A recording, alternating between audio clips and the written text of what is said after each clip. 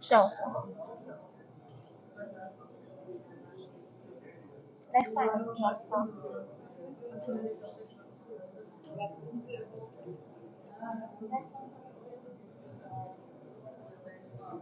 أبي خاصة أنا دير تيستي كسرت معه هذا شيء خطوة كسر كسر تيستي لما يكتو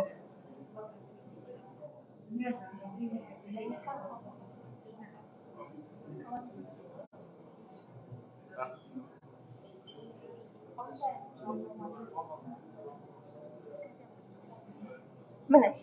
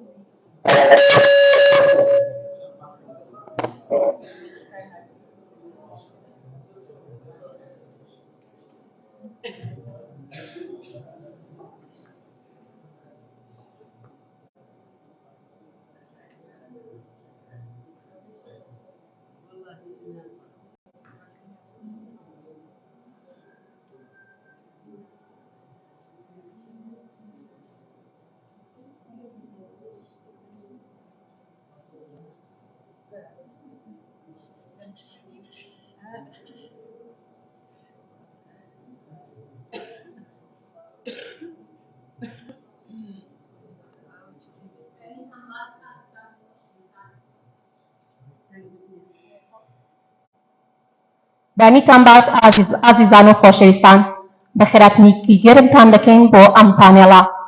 بەر لە دەستپێکردنی پانێڵەکەمان با چەند ساتێک بە بێدەنگی ڕابۆزین بۆ ڕۆحی پاکژی ژنانی قوربانیانی جینۆساید و ئەنفال.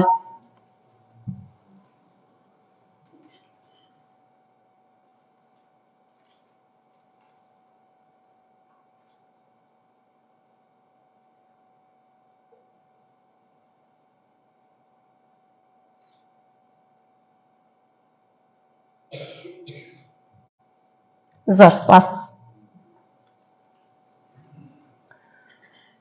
گۆڤاری کۆبزاوا بە هاوبەشی لەگەڵ ڕێکخراوی کوردستان بێ جینۆساید بە بۆنەی 8 مارس ڕۆژی جیهانی ژنان. ئەم پانێڵە لە ژێر ناونیشانی ژنان قوربانی سەرەکی تاوانەکانی جینۆسایدن بەڕێوە دەبات. سەرەتاش هێمن حەسیب ڕێکخەری پانێڵەکە کە سەرنووسەری گۆڤاری کۆبزاوایە وتەیەکی ئامادەیە با بفەرمێت بۆ پێشکەشکردنی.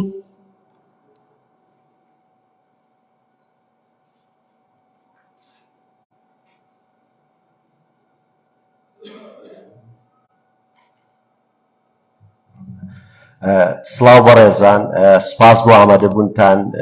لە کاتی خۆتان گرت و بەشداری ئەم پانێڵەتان کرد و زۆر سپاس بۆ پانێلیستەکان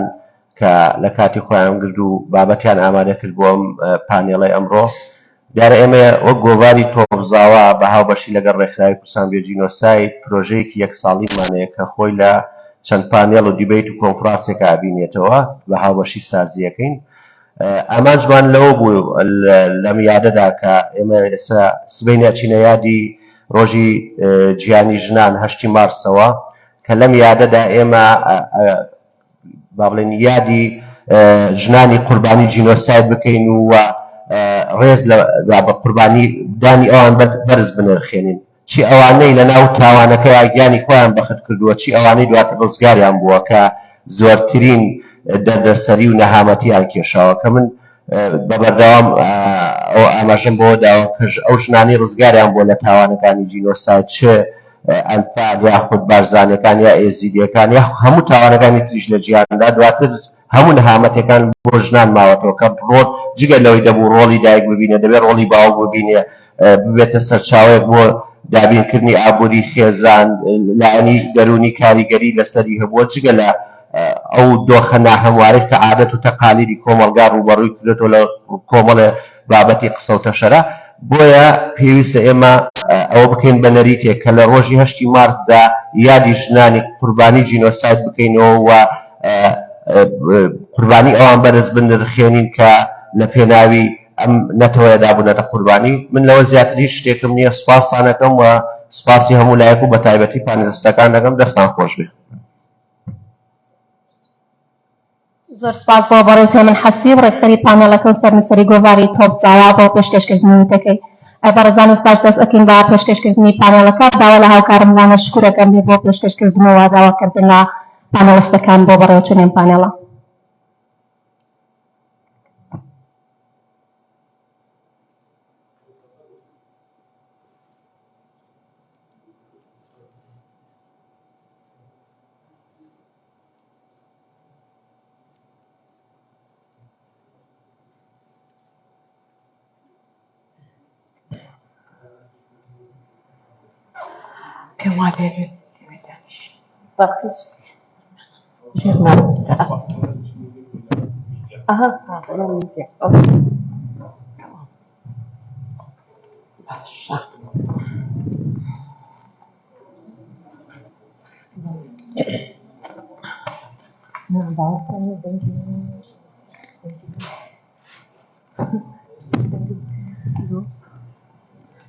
Hello.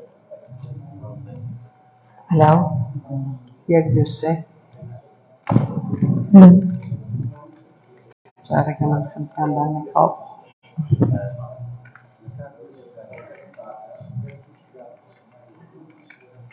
تمام.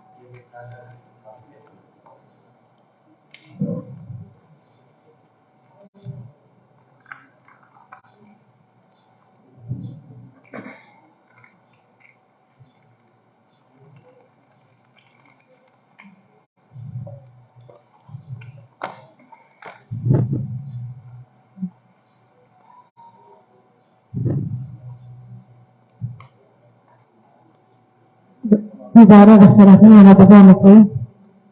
وزارة الصلاة وهذا رسالة كردستان رسالة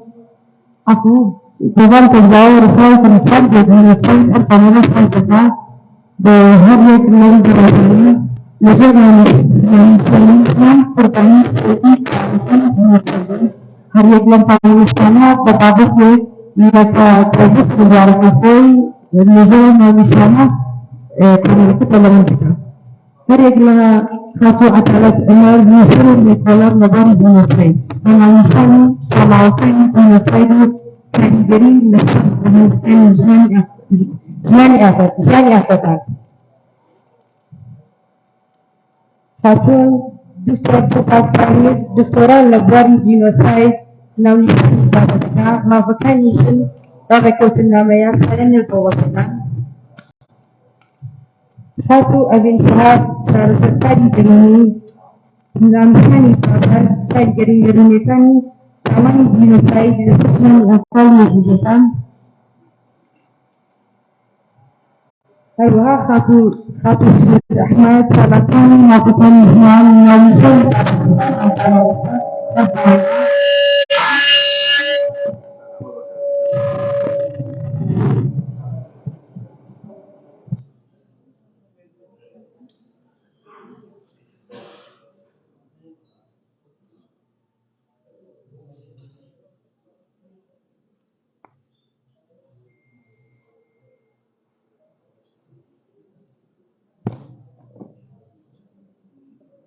ببورن خاتو سرود ئەحمەد ساڵەکانی مافەکانی ژنان ناوی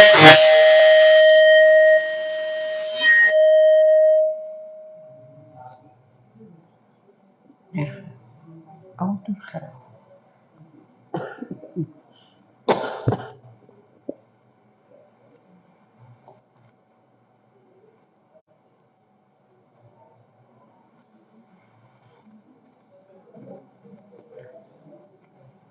ببورە سرود خات بۆ خاتو سرود ئەحمەد ساڵەکانی مافەکانی ژنان ناونیشانی بابەتە ژیانی قوربانی تاوانەکانی جینۆساید و یاساکانی ئەمڕۆ سەرەتا لە خاتو عەدالەت دەستپێکەین لە ماوەی 20 خولەکدا خاتو عەدالەت بابەتەکە پێشکەشەکات. زۆر سوپاس بەیانیتان باش. زۆر خۆشحاڵم ئەوڕۆ کە لە کەرکووک لەگەڵ ئێوەی بەڕێزم لەسەر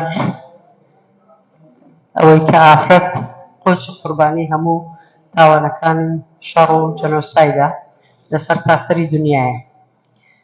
من بەحسەکەم بەوە دەست پێ دەکەم کە کورد لە دادگای باڵای تاوانەکان خاوەنی 5 کەیس بوو. ئەم کەیسانەش هەریەکەی قەراری خۆی وەرگرتووە، هە لە جەنۆسایدکردنی کوردە فەیلیەکان، جەنۆسایدکردنی بارزانیەکان، هەڵەبجە، ئەنفال و ڕاپەڕینی گەلی کوردستان کە کورد نەیتوانی زۆر ئیستیفادە لەم بابەتە بکە، و پاکتاوی ڕەگەزی کە مەسایلی تەرعیب و تعریب و تەرحیل و ئەوانە دەگرێتەوە. هەریەک لەوانە قەرەبڕیاری جەنۆسایدی وەرگرت. پاکتاوی ڕەگەزی تاوانی دژە مرۆڤایەتی و تاوانی جەنگی وەرگرت. لە ڕاپەڕینی گەلی کوردستانیش زیاتر شیعەکان توانیان ئیستیفادە لەم بابەتە بکەن، وەکو ئینتیفاضەی شەعبانیە زیاتر ناوی هێنرا لەناو دادگا. ئەوەی کە بۆ معلوماتی سەرەکی کە ئەمەیە باسی بکەم لێرەدا، ئێمە باسی هەموو ئەو ژنانە دەکەین کە چ لە تاوانەکەدا ڕۆیشتن، چ ئەوانەی کە گەڕانەوە ژیان داماون لەسەر ئەم بابەتە، ژیانێکی پڕ لە چەرمەسەری و پڕ لە ئازار و مەینەتیان بەسەر بردووە. دەزانین پرۆسەی تاوانکاری لە هەموو قۆناغەکانی بە 3 پرۆسەی سەرەکیدا تێپەڕیوە: دەستنیشانکردن، کۆکردنەوە، لەناوبردن. ئەمە تایتەڵی سەرەکی ڕێژەمی بەعز بوو کە پێش هەموو شتێک دەستنیشانی دەکرد، دواتر کۆی دەکردنەوە، دواتریش لە ناوی دەبردن. ئەو توندوتیژیانەی کە بەرامبەر بە ئافرەتان کراوە لە هەموو تاوانەکانی جەنۆساید، بە تایبەتی لە ئەنفال، و چونکە دەزانین لە مەسەلەی جەنۆسایدی بارزانیەکان تەنها ڕەگەزی نێرینە بردرا و ئافرەتەکان نەبردران، بەڵام ژیانێکی پڕ لە کۆڵەمەرگیان هەبوو، ئەوانیش لەناو ئۆردوگاکان وەکو مردنێکی لەسەرەخۆ. هەموو ئافرەتانەی کە لە دوای تاوانەکان گەڕانەوە، ئەوانیش ژیانێکی زۆر ناخۆشیان تێدا بەسەر برد.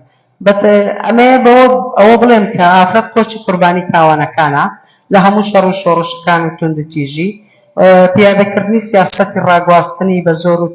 تۆقاندن و کۆمەڵکوژی و شۆن بزرکردن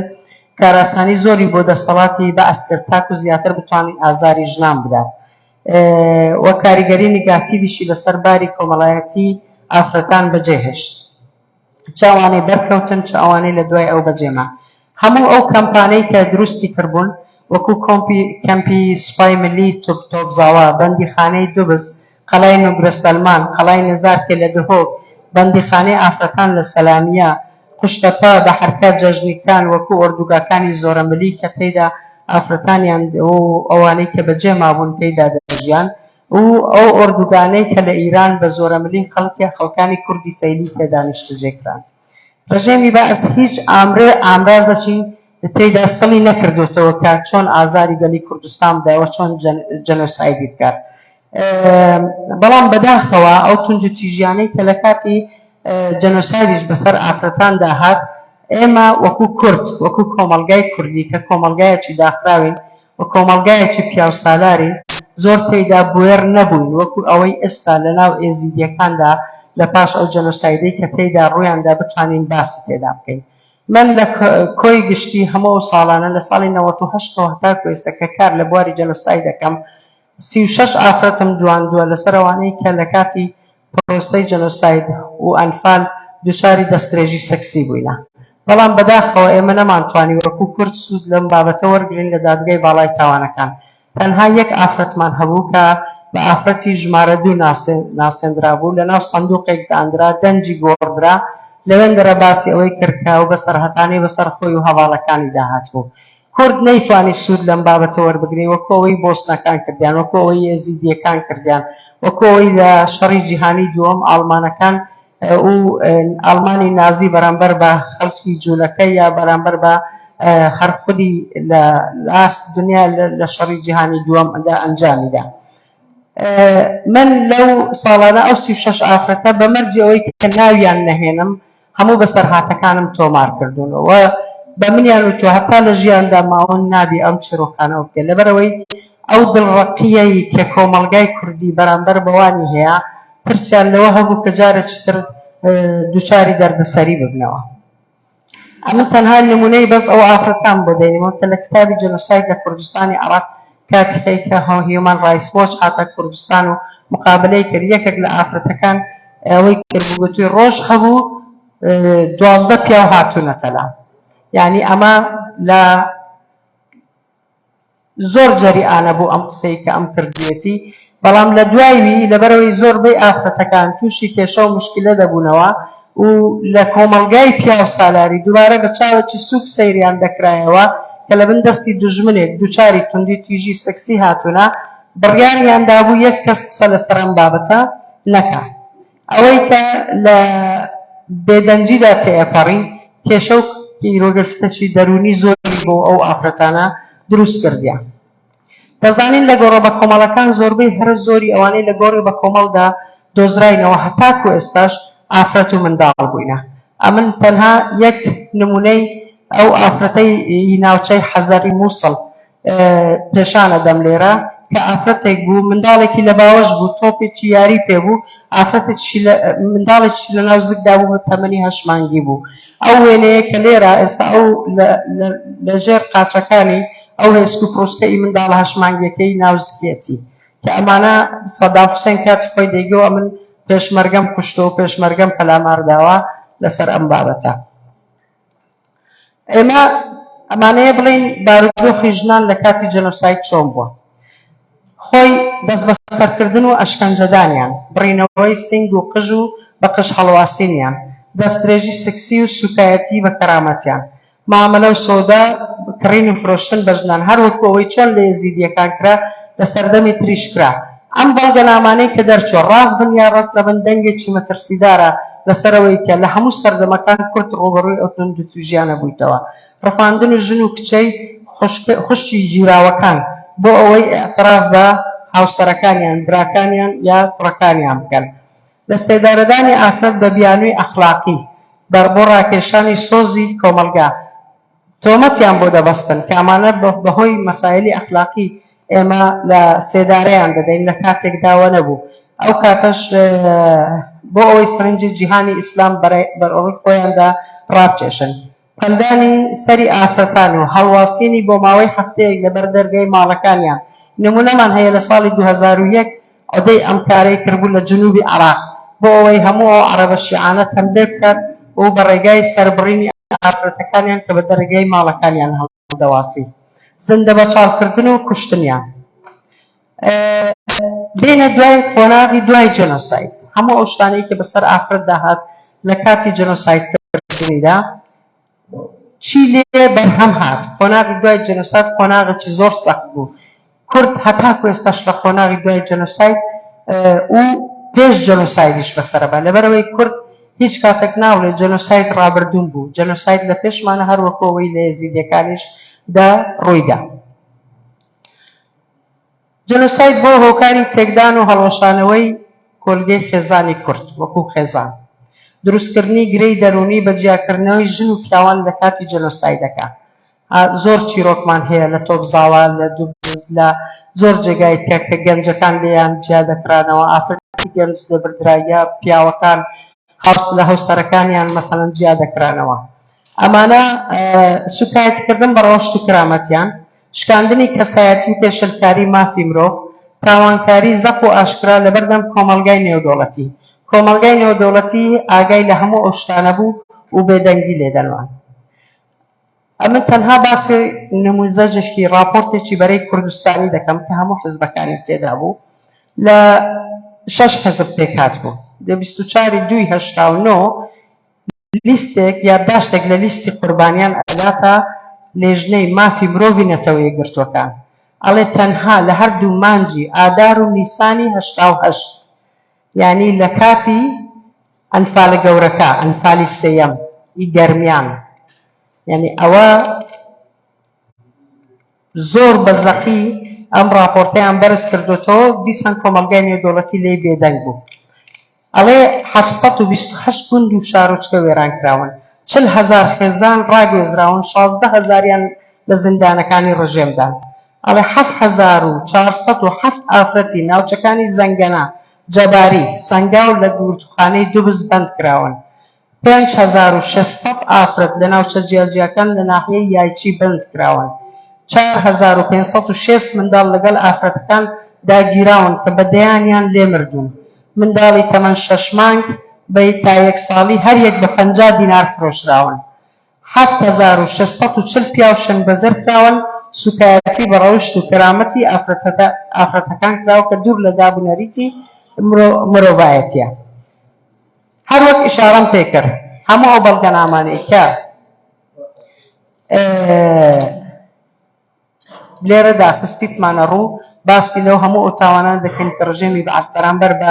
خەڵک کردوێتی و بە تایبەتی بەرامبەر بە ئافرەتەکان کردوێتی. ئەمە بەڵگەنامەی زەق و ڕاست و ئاشکرایە کە بۆ بڕگارمان بۆ درا لە دادگای باڵای تاوانەکان کە ئەو تاوانانە هەمووی تاوانی جەنۆسایدە. لەو لێکۆڵینەوەی کە من کردومە لەسەر 400 فۆرمم دابش کرد بوو. لێکۆڵینەوەی مەیدانی بوو. لە 2003 کردم، لە 2007 دووبارەم کردەوە، لە 2016 جارێک کرد. ویستم فەرق و جیاوازی ئەو گۆڕانکاریانە ببینم لە باری ئابووری کۆمەڵایەتی و دەرونی لەناو کەسوکاری ئەنفالکراوەکان بە تایبەتی ژنان. لە دەرەنجامی ئەوانەی کە ئەمن لێکۆڵینەوەم لە 189یان ئەو ئافرەتانن کە پیاوەکانیان جەنۆساید کرایە، یعنی 189یان ئەوانەنە کە بەخۆیان بووینە سەرپەرشتیاری خێزانی خۆیان و ماڵ و عایلەی خۆیان بەڕێوەبردیان. ئەمەش ئەومان بۆ دەردەخات کە زۆربەی پیاو جەنۆساید کراوە، ئەنفال کراوە و ئافرەتەکان زیاتر ڕزگاریان بۆ ژیانەکی کۆڵەمەرگی لە دوای ئەوەی کە لە جەنۆساید گەڕانەوە. ئەمەش زۆرترین دەرهاوێشتەی و دەرەنجامی سلبی هەبووە لەسەر ژیانی کەسوکاری جەنۆساید کراون لە ڕووی کۆمەڵایەتی دەرونی و ئابووری و فەرهەنگی. کۆمەڵگای دوای جەنۆساید ئەمن گەیشتومە ئەو ئەنجامەی نامەیە زۆر کاتتان بگرم. ئەوانەی کە لە جەنۆساید گەڕاینەوە ئەمەیە ئەم مقارنەیە شتان بۆ بکەم کە بڵێم تەنها ئەمە لەناو کۆمەڵگای کوردی تابۆ نەبووە، لە کۆمەڵگای ئەوروپاییش تابۆ بووە، بەڵام لەگەڵەوەی زۆر ئیشان لەسەر کردووە بە ئیتمینانیان داوەتەوە ئافرەتانەکە بە سەرهاتەکانی خۆیان بجێڕنەوە ئەم مۆزوعە لەوێندرا زیاتر باو بووە. دەنا ئەگەر بمانەوێ باسی ئەوە بکەین لە بۆسنە هێرزەگۆینیش ژنانێکی زۆر دووچاری ئەم بابەتە بوون. ئەوانیش لە بیدایەت دەمی خۆیان داخست بووە باسی بەسەرهاتەکانیان نەدەکرد، بەڵام دواتر کە پاڵپشتی کران بۆ ئەو بابەتانەی کە بتوانن باسی بکەن هەمویان لەبەردەم تەلەڤیزیۆن و کامەڕەکان بەبێوەی دووچاویان دیاربی بەسەرهاتەکانی خۆیان باس کرد. لە لێکۆڵینەوەیە کە لەسەر ژیانی ژنانی ئەڵمانی ئەنجام درراوە زۆربەی ئەو ژنانەی دووچاری ئەو دەستدرێژیەوانە بووینە. ئێستاش نمونەمان هەیە لە ئۆکراینیا کە ئافرەتەکان دیسان دووچاری هەمان توندی توشی سەکسی دەبنەوە لەلایەن ڕووسەکان یا لەلایەن ئەو کەسانەی کە دێن هجومیان دەکەنە سەر ماڵ و حاڵیان. ئەم جێڕانەوەیە بەنسبەت ئافراد چ بە شێوەیەکی ئاسایی لە کاتی شەڕدا نەبی، چ لە کاتێک کە لە کاتی تاوانی شەڕ و جەنۆساید و تند و تیژیبی هەر کێشەیەکی زۆر گەورەیە، زۆر سەختە، زۆر تووشی تڕۆمای دەکات، تووشی کۆمەڵێک کێشە و گیر و گرفتی دەرونی دەکات، تووشی کۆمەڵێک کێشە و گیر و گرفتی کۆمەڵایەتی دەکات. ئەمن نمونەم هەیە لە بەخۆم کارم لەسەر کردێ لە 2003 سێ نمونەی کچی کەرکوچیم هەیە. ئەم سێ کچە کەرکوچیە کە پەیوەندیان بە من کرد ئەو کاتێ من مدیری سەنتەری ئەنفال بووم لە هەولێر. گوتیان ئێمە لە معسکەری تۆپزاوە دەست درێژیمان کراوەتە سەر، بەس هەتاکو ئێستا کە سوکار و خێزانمان ئەم بابەتە نازانن، زەختێکی زۆرمان لەسەرە کە دەبی زەواج بکەین و ئەمە کێشەیەکی یەکجار زۆری بۆ ئێمە دروست کردیە. ئەمانە هەر سێکیان خزمی یەکتری بوون، هەر سێکیان ئامۆزا و پورزا و ئەو جۆرە شتانە بوون. ئێمە زۆر لەگەڵ تیمی توێژەری کۆمەڵایەتیمان هەبوو، توێژەری دەرونیمان هەبوو، دانیشتین زۆر قسەمان لەگەکردن، بەسەرهاتەکانمان تۆمارکردن بە شەرتی ناو نەهینانیان، سەردانی کە سوکارمان کردن، لەگەڵ پیاوەکان دانیشتین، لەگەڵ ژنەکان دانیشتین، کێشەکانمان بۆ چارەسەرکردن و ئێستا هەر سێکیان زەواجیان کردووە هەر لەگەڵ خزم و کە سوکاری خۆیان. لەبەرەوەی ئەمە پێمان گوتن ئێوە دەبی تەقەبولی ئەو مۆزوعە بکەن کەوانە بە ئاست و خواستی خۆیان نەبووە، ئێوە لە تاوانێکی جەنۆساید و ئەنفال دووچاری ئەم شتانە بووینە. ئەمە دوژمن بەرامبەر بە ئێوەی کردیا تا بتوانن شتەکەی بە ئاسایی وەربگرن. و ئەمن زۆر سوپاسیان دەکەم، دەستخۆشیان لێ دەکەم کە زۆر بە سینگێکی فراوان ئەو مۆزوعە وەرگیرا، هەرچەند کاری زۆری لەسەرکرا، 6 مانگەمە ئیشمان لەسەر ئەم کەیسە کرد هەتا بتوانیمان بیگەینە نەتیجە. ئەنجام کارێگەریەکانی شاڵاوی ئەنفال یەکەم گیرروگرفتی کۆمەڵایەتیە، دووەم گیرروگرفتی دەرونیە، سێم گیرروگرفتی ئابووریە. من نامێ بچمە سەر مەسایلی ئابووریەکەی لەبەرەوەی زۆر درێژە دەچێشێ و کاتەکەش ئەوەندەم دەرفەت پێ نادە لەسەر ئەو بابەتە. لە ڕووی کۆمەڵایەتی ئێمە سەرپەرشتیاری خێزان، دیاردەی نەخوێندەواری، گۆڕینی شوێنی شتەجێبوون و لە دەستدانی دابوونەریتی ڕەسەنی کوردەواریمان هەیە. یعنی هەر یەک لەوانە کێشە و گیرروگرفتی خۆی هەبووە. مەسەلەی نەبوونی سەرپەرشتیاری خێزان، دایک هەم بوویتە باوک هەم دایکە، لە ڕووی پەروەردەیی و لە ڕووی دابینکردنی بژێوی ژیان کێشە و گیرروگرفتێکی و زەختێکی زۆری دێتە سەرێ. مەسەلەی دیاردەی نەخوێندەواری هەموو ئەوانە بۆتە هۆکاری ئەوەی کە وەختی کۆلگەی خێزانی کورد هەڵبۆشێتەوە تێک بچێ یا تەنها یەک کەس سەرپەرشتیاریوی، دەبیتە هۆکاری ئەوەی منداڵەکانی ئەو نەوەی ئەو جیلە بەرەو نەخوێندەواری بچن. گۆڕینی شوێنی نیشتەجێبوون، ئەتوەگە لە گوندەکەی خۆت لە شارەکەی خۆت بردرای بۆ کۆمەلگایەکی زۆرەمەلی، زۆر خەڵکی دیکەش دێت کە ڕووی دەوێ دەکا تۆ، ینی من گەیشتیمە ئەو نەتیجەی لە ڕووی مەسەلەی جلوبەرجی کوردەواری، لە ڕووی مەسەلەی مەتەڵ چیرۆکە ئەوانەی کە کۆن داپیر و باپیرمان بۆیان دەجێڕاینەوە، ئەوانە هەر هەمویان تووشی پاشگەردانیەکی زۆر بووە لە لێکۆڵینەوەکەی من. ئەمن بە چارت و بە دەکۆمنت هەمووانم هەیە بەداخەوە کە داتاشۆ نەبوو کە بتوانم ئەوانە عرضکەم بە شێوەیەکی وازەحتر لەگەڵتان قسە بکەم. بەڵام لەوە گەیشتومە ئەو نەتیجەیە کە ئەو ژنانەی کە لە دوای جەنۆساید گەڕانەوە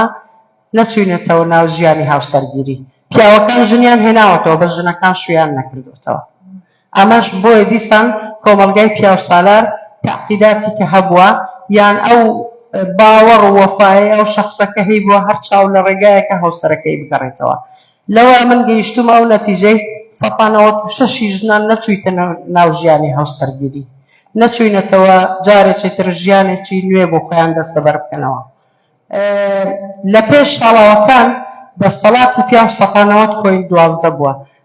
ئافرەت 9.88 بووە. لە دوای ئەنفەل ئەمە ڕێک پێچەوانە بوویتەوە، یعنی ڕێک پێچەوانە بوویتەوە لە ناو کۆمەلگای کە سوکاری ئەنفال کراوان دەسەڵاتی ژن زیاتر بوو لە ناو خێزانەکەی هەتاکو پیاوان. لە مۆزوعی دیاردەی نەخوێندەواری 77 ئەو کەسانەی کە لە کاتی خۆی لە گوندەکان لە لادێکان و چکە زۆربەی ئەوانەی بەرد شاڵاوەکانی جەنۆسایدکردن خەڵکی گوندەکان بوون لە شاڵاوەکانی ئەنفال، تەنانەت لە مەسەلەی جەنۆسایدی بارزانیەکان. یعنی کۆمەڵێک ئەوانە نەخوێندەواری زۆر هەبوو لەبەرەوەی مەکتەب و شتیوە زۆر بەی لەو گوندانە نەبوو. لە پاش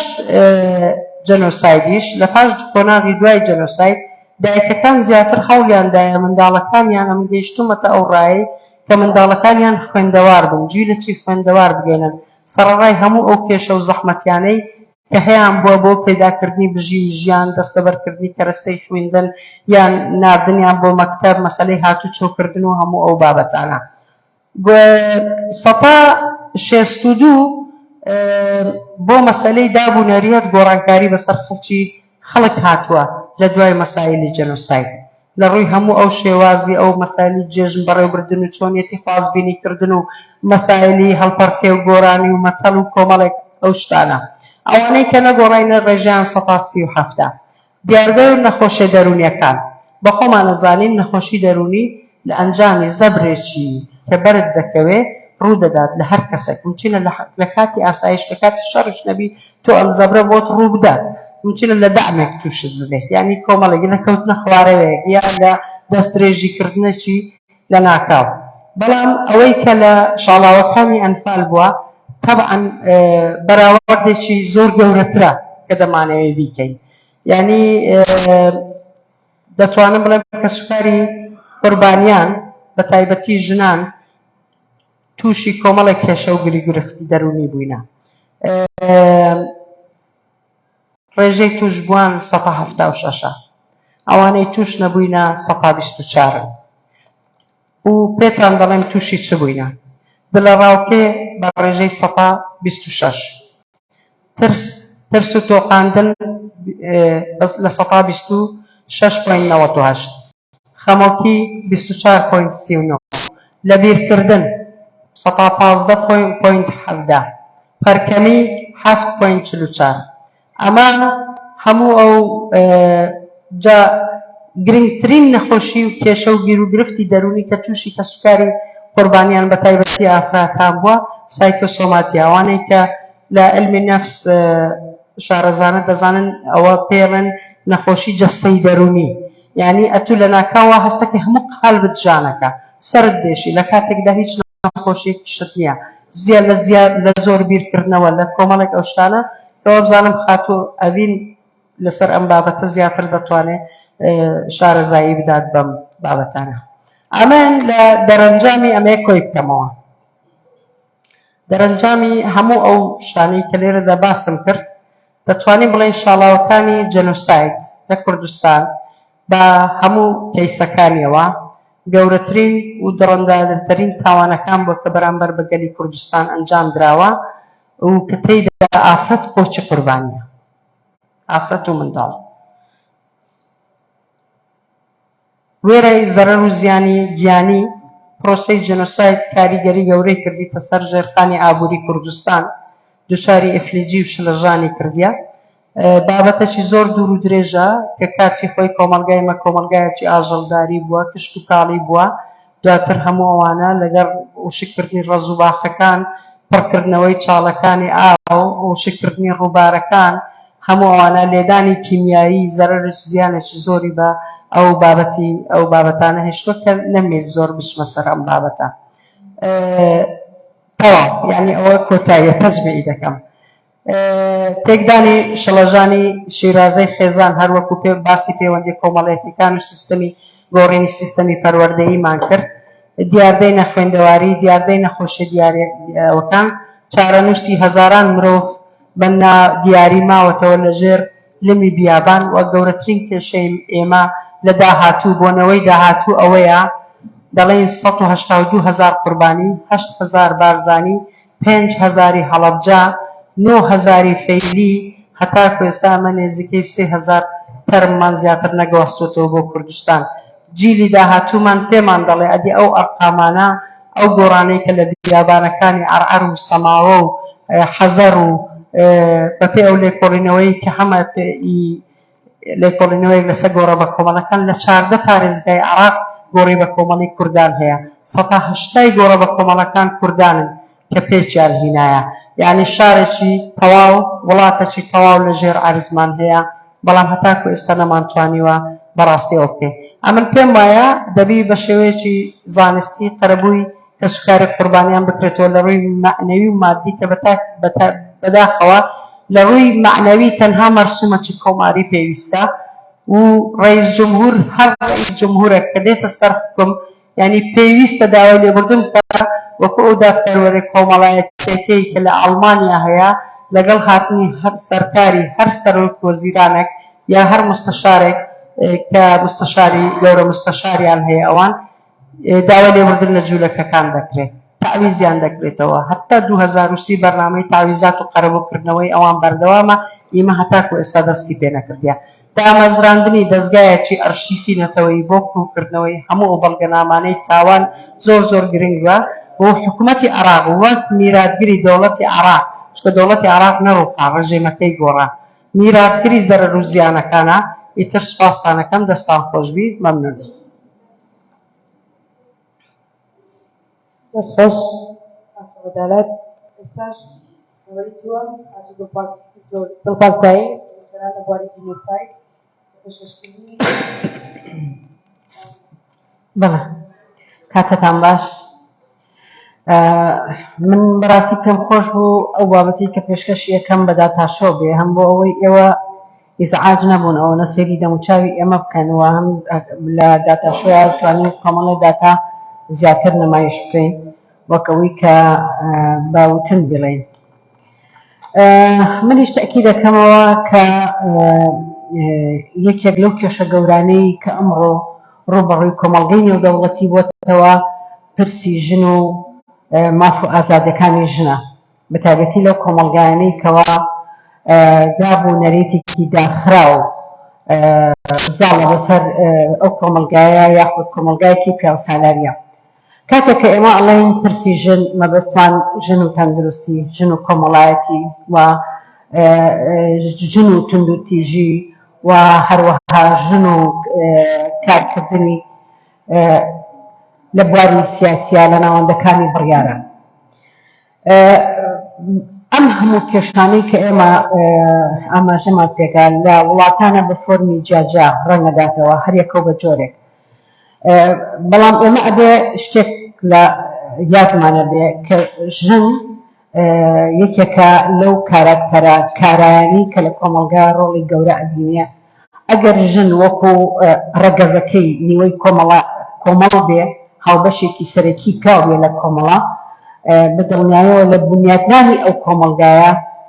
ژن هەموو کۆمەلگایە چونکە ژن یەکێ لە ئەرکە گەورەکانی ئەرکە سەختەکانی ئەرکە پیرۆزەکانی پەروەردەی مناڵە مناڵش خۆتان نەزاننەوەیەکی نوێی هەموو کۆمەلگایەکە بۆیە ژن لە بنیادنانی کۆمەڵایەتی هەموو کۆمەلگایەکە هەموو کۆمەلگایە نیوەی کۆمەلگا نییە بەڵکو لە ڕووی ڕەگەزیەوە نیوەی کۆمەلگایە لە واقعدا پێویستە مافی ژن فراهەم بکرێت لە یاسا ناوخۆیەکانە ئەمە ئەرکی هەموو وڵاتێکە و یاسا ناوخۆیەکانیش هەمیشە پێویستە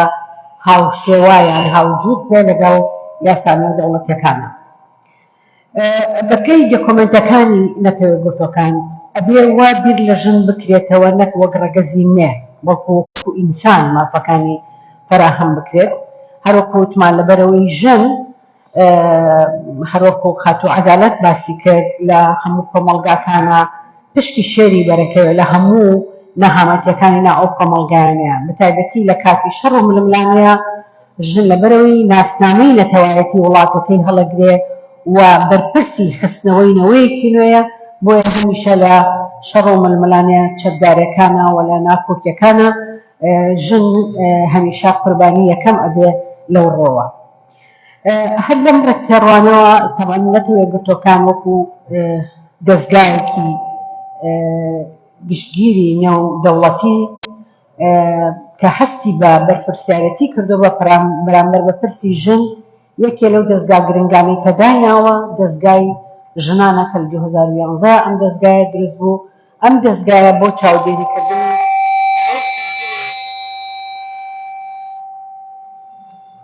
ئەم دەستگایە بۆ چاودێریکردنی ڕەوشی ژنە لە هەموو جیهانە بۆیە ئەم دەستگایە بەرپرسە لە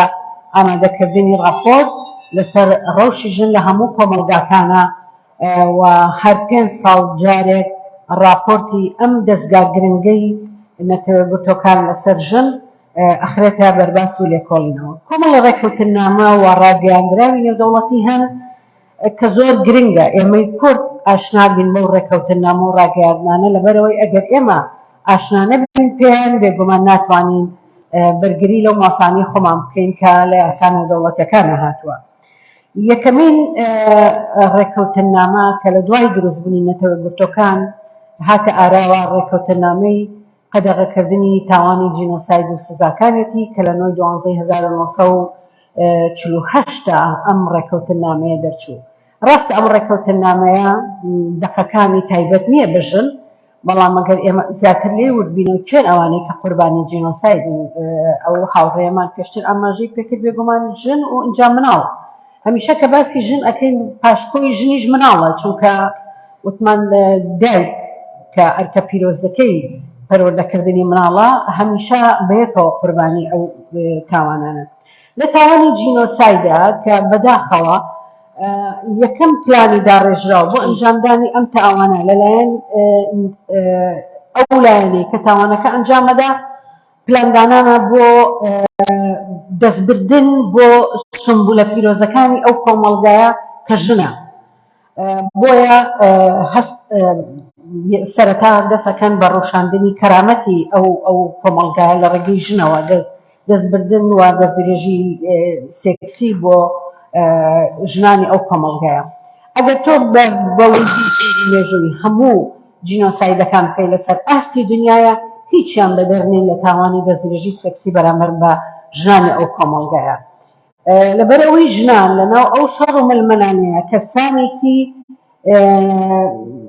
مەدەنین و کەسانێکن ئەوان بەرنامەی بەرگریکردنیان بۆ خۆیان دانەناوە زۆر بە ئاسانی دەستیان بۆ ئەبرێەوە ئەکەونە بەر هەڕەشە. بەڵام ئەوەی کە زۆر گرنگە لەم تاوانەیە،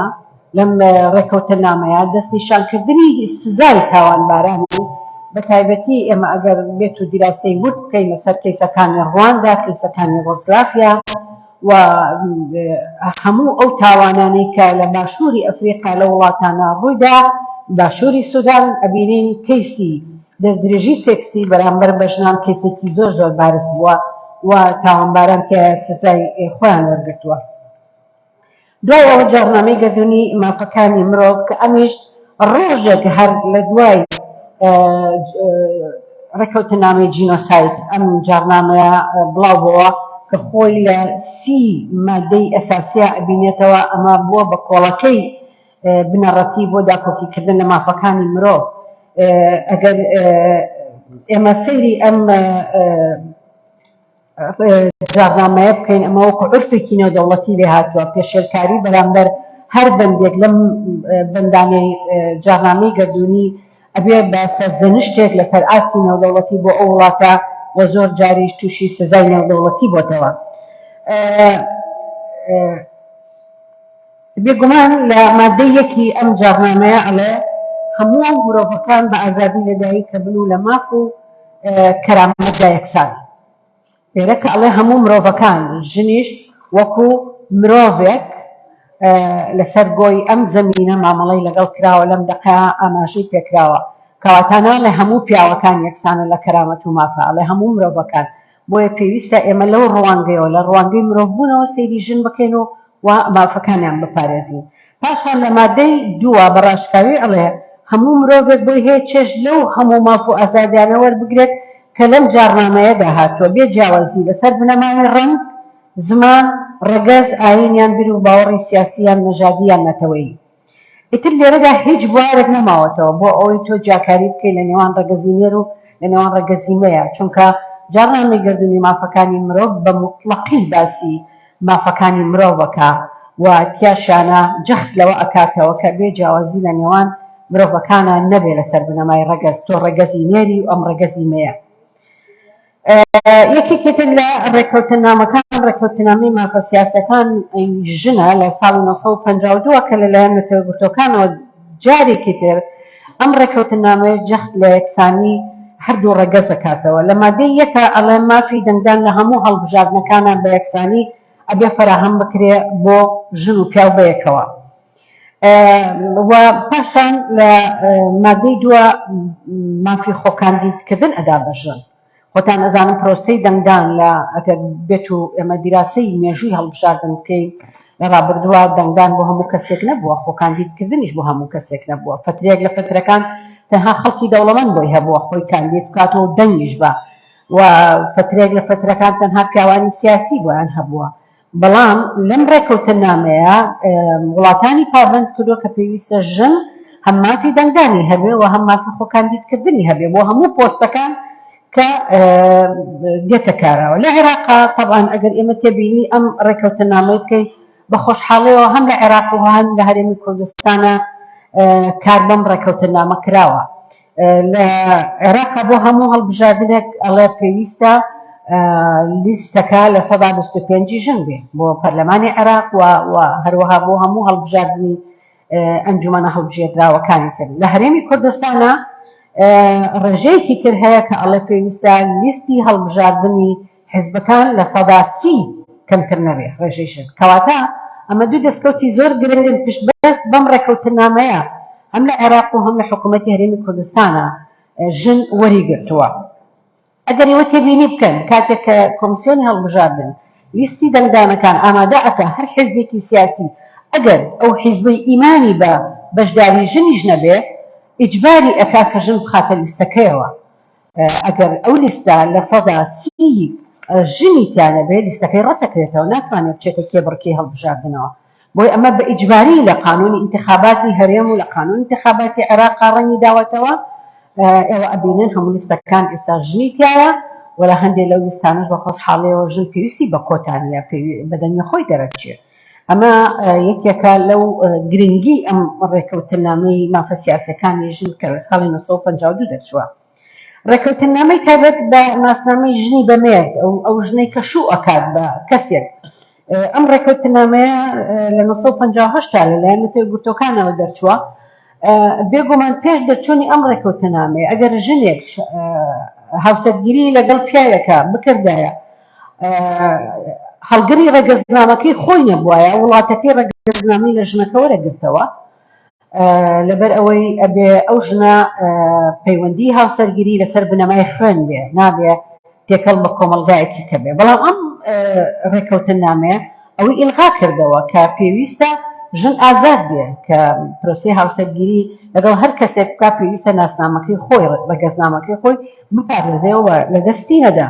ئێمە ئەمەمان بە تەواوەتی لە پرۆسەی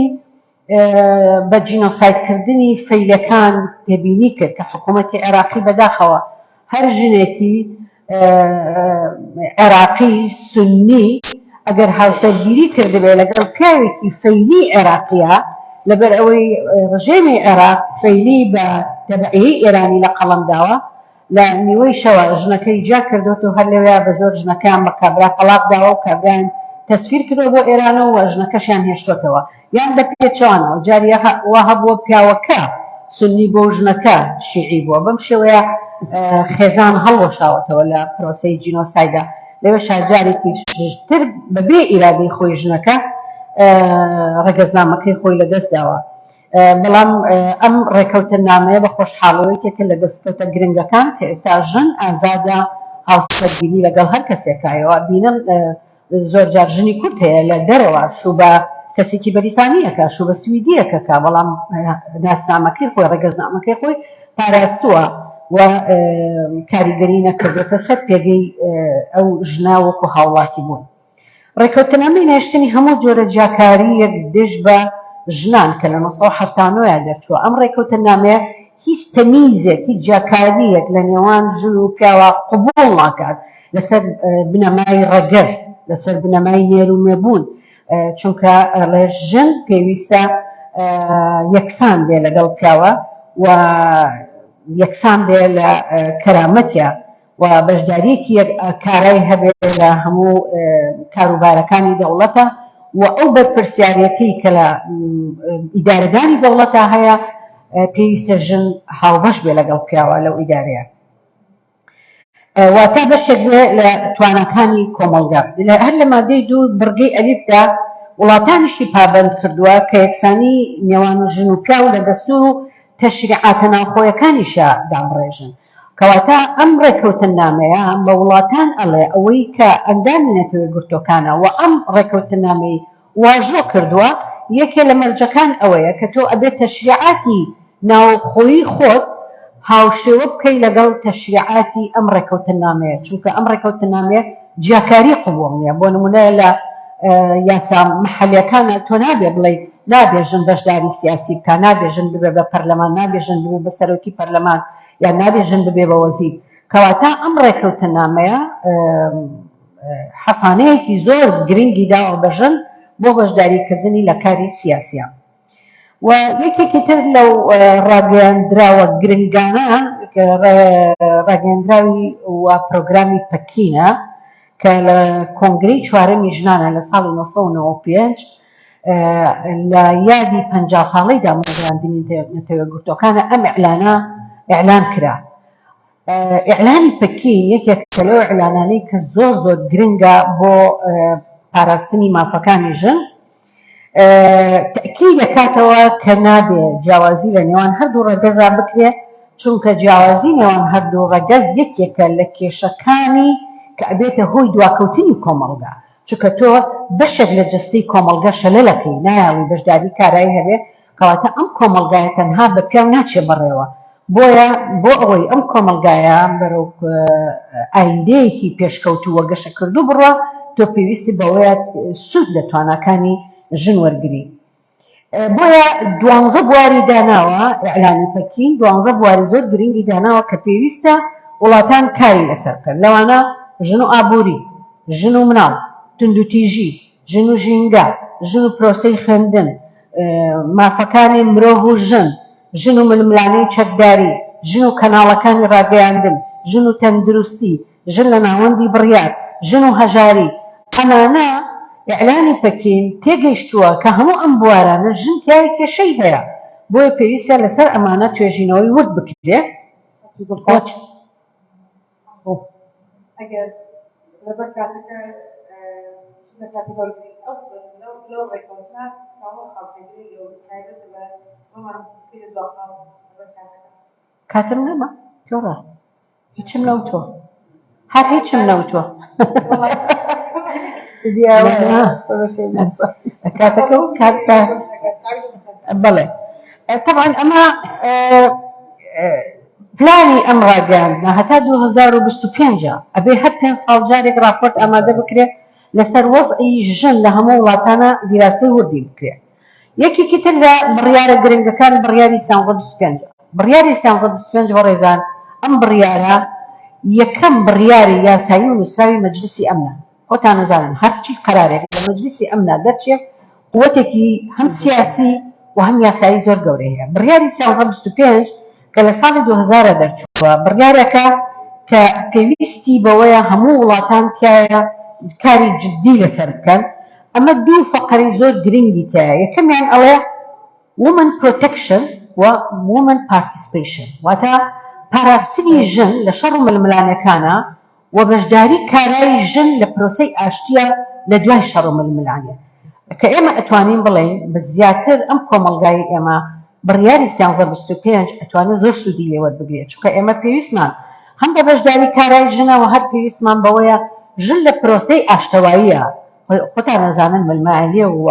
سراعی سیاسی لەم کۆمەڵگەی ئێمەیە و ئێستاشەوە بوونی هەیە، بۆیە پێویستە ژن بەشێک نەبێ لەو ململانەیە، بەڵکو بەشێک بێ لە چارەسەری ئەو کێشانە. طبعا لە عێراقیشا لە 2014 یەکەم وڵات بووە لەسەر ئاستی ڕۆژهەڵاتی ناوەڕاست و کیشوەری ئەفریقیا کە ئەم ئیعلانەی قبوڵ کردووە. لە 2014 پلانێکی دانا هەتا 2018 بۆ ئەوی کاری لەسەر بکە،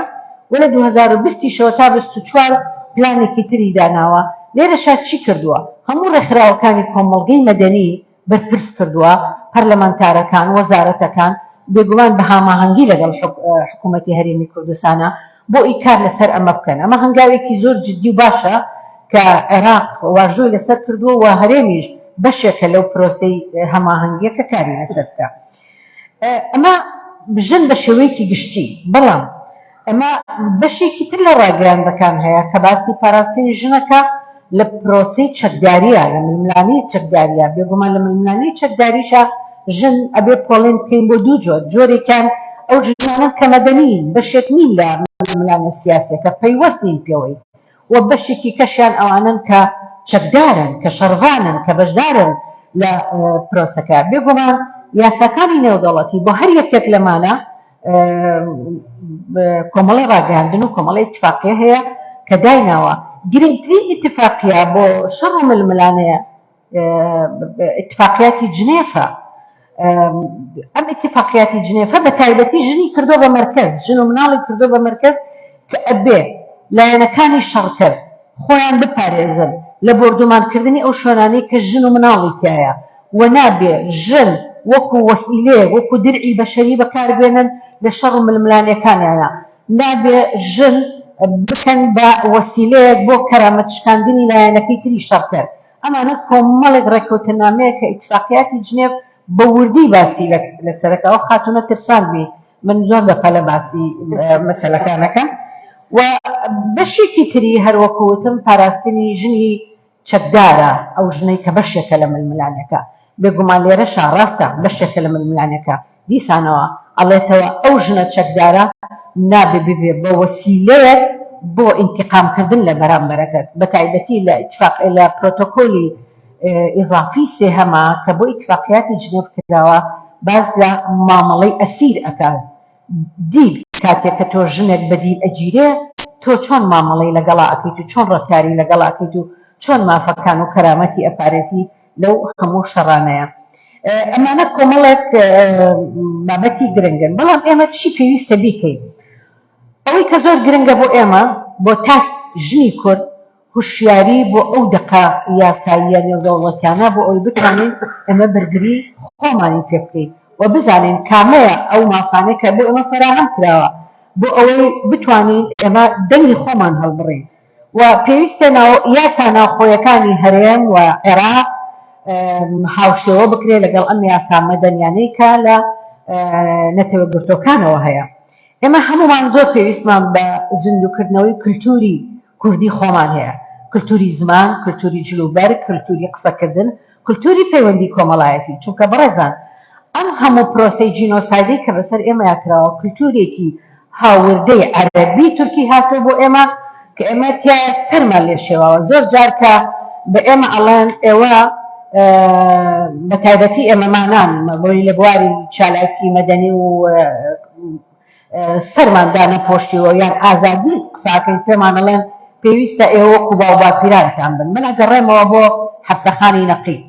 کێ لە ئێوە وێنەی حەبسەخانی نەقیبی نەبینەوە کە ژنێکی شێخ و بەسەر و بەستێکی جوان و بە زەڵفێکی جوان و لەچێکی جوان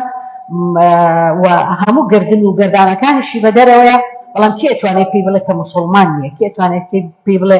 ئاینەکەی لاوازە. بەڵام ئێمە هەمومانەوەی ئەو کللتورە جوانەی پێویستە ئەم کللتورەی خۆمان بپارێزینەوە هەوڵ نەدەین کە کللتورێکی هاوردە زاڵ بێ بەسەرمانە بە بیانی ئەوەی کە ئەو کللتورە ئاینی ئیسلامی ڕاستانە، بەڵام کللتورەکەی ئێمە وانە. ئەمە ئەبێ زۆر ئاگامان لەوە بێ. پێویستمان بە کللتوری لێبوردەوی و پێکەوە ژیانە، چونکە ئەوەی کە گرنگە لە پرۆسەی جینۆسایدا. ئەگەر ئەو هاوڕێم یارمەتیم بە کورتەیەکی زۆر بچووک لەسەر جینۆسایدی ڕواندا و ئەزمموی ژنانی ڕوانداتان بۆ باس بکەم، وی ئێمەی ژنانی کورد بتوانین سوود لەو ئەزممونە وەرگرین. خۆتان نەزان لە ڕواندا شەڕێکی خوێناوی نێوان هەردوو عەشیرەتی تووتسی و هوتو کە دروست بوو، لەوێ 800,000 کوژراوی لێکەوتەوە، 250,000 ژن لە ڕواندا ڕوبەڕێی دەستدرێژی سێکسی بوونەوە. بەڵام لە دوای ئەوەی کە پرۆسەی ئاشتەواییان ئیعلان کرد جارێکی تر، ئەم ژنانە ئێستا لە 60% دەسەڵاتی تەنفیزی بەدەست ژنی ڕەواندووەوەیە. بەڵام ئەم ژنانە ئێستا کاریان لەسەر ئەوە نەکردووە کە پێویستە وەکو ژنی تووتسی کە ڕوبەڕووی ئەو تاوانە بوونەتەوە بێن بە بەردەوامی باسی ڕق و کینە بکەن لەگەڵ هوتۆکانە بە پێچەوانەوە. ڕاگەاندنێکیان ئیعلان کردووە کە بڵاوبوونەوەی کللتوری لێبوردەیی، چونکە ئەگەر ئێمە کللتوری لێبوردەییمان نەبێ ناتوانین ئێمە بەردەوام بین و ئەو عەقڵیەتەی کە جینۆسایدی بەرامبەر بە ئێمە کردو تێی بگەێنین کە ئێمە وەک تۆ مرۆڤین، ئێمە شایستەی ئەوە نین هەر هیچ نەبێ ببێ بە بەشێک لە پرۆسەی شەرمەزاریکردن بە لێبوردەیی. بۆیە زۆر زۆر گرنگە کە حکوومەتی هەرێمی کوردستان ڕاستە کۆمەڵێ ڕێکخراوی مەدەنی هەن کاری تێعەکەن، کۆمەڵێ بڕیار هەیە، بەڵام ئەمانە ئەم بتوانم بڵێم دڵۆپێکە لە دەریایەک بۆ مافی ژن. ئێستا بە تایبەتی لەم چەند مانگەی ڕابردووە پاشەکشەیەکی گەورە ئەبینین بۆ مافی ژن. تازە بە تازە ئێمە لە مزگەوتەکانەوە پێمانەوە ترێ باسی وشەی جەندەر مەکەن، باسی یەکسانی ژن و پیاو مەکەن قوتابخانەکانی نێرومێ جیاکەنەوە لە کاتێکا دنیا ئێستا بەرەو ئارەستەیەکی جیاوازتر ئەچێ ئەنجا جارێکی تر ئێمە ئەمانەوە بگەڕینەوە دواوە جارێکی تر کولتورێکی هاوردە بێزاوە بەسەر ئێمەیە بۆ ئەوەی ئێمە قەتیس بکە ئەمە هەر بە نمونەیەکی بەسیط باسی ئەزمموی دوبەی بکەین کە وڵاتێکی عەرەبی ئیسلامیە دڵنیام زۆر بەتان دوبەیتان بینیوە لەم لاوەژنێکی ڕوت ئەبینی کە ئەتوانم بڵێم نیمچە ڕوت هیچ شتێکی لە بەرانیە لەو لاوەژنێک مەقنەی سەر بەکارهێناوە و تەنها چاوی بە دەرەوەی نە ئەو سوکایەتی بەوەکە نە ئەوی سوکایەتی بەوەکە بەڵام دەوڵەتێکی ئیسلامیشە اقتصادێکی فراوانی هەیە لەبەرەوەی هەموو خەڵکەکانی قوبوڵە چونکە مەسەلەی ئازادی ئاین مەسەلەی قەناعەت و ئەوەی کە لە ناخی ئینسان خۆیەتی بۆ خۆیەتی و پەیوەستە لەگەڵ خۆی خۆیە ئەمە هیچ کەسێکمان ناتوانین ببین بە حاکم و حکمی ڕادەی ئیمانداری و بێئیمانی ئینسانەکانی بەرامبەرمان بدەین بۆیە هیوادارم حکوومەتی هەرێم جارێکی تر بگەڕێتەوە بۆ ئەم دقە گرنگانەی یاساکانی نێودەوڵەتی بۆی بتوانین کۆمەلگایەکی دروست بنیاد بنین چکە بەبێ بەشداری ژن دڵنیابن ئێمە کۆمەلگایەکی ئفلیج چاوەڕێمانەکە ئەسپاسانەکەم کاتی زیادەشمان کرد تەوەریستەیەم خاتوو ئەڤین شەهاب لە ڕووی چارەسەر ئەوەی کە خاز و عەدالەت باسی کرد زیاتر کە باسی تاوانەکان و ئەم قیس و نمونانە بوو ئەو بابەتە دەرونەکەی بۆ تۆ دەهێشت پێما بێ بابەتەکەی تۆ ڕەبتە بە خاز و عەدالەتەوە دەست خۆش ئەو ڕێکردنەی کە هەمووان ئاشنابووین دەست تاوەسەر هەموو خاتوو ئەڤین